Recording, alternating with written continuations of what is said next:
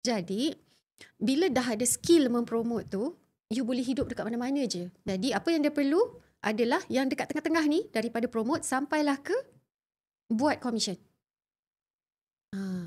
Jadi, having said that, kesimpulannya adalah bila you buat affiliate, bila you buat marketing, you buat content, lama-lama you akan ada satu skill yang mahal. Cumanya, sama ada you sanggup ke tidak nak melalui journey tu daripada kosong. Sampailah ke pandai buat konten yang convert kepada sale.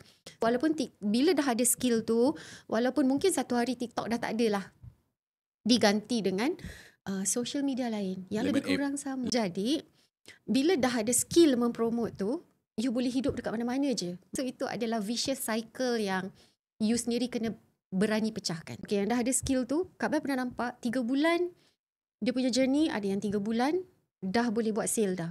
Dan juga commission. Dia bergantung pula kepada how driven are you untuk pastikan you dapat apa yang you capai. Bukan apa yang you capai, tapi apa yang you nak capai tu.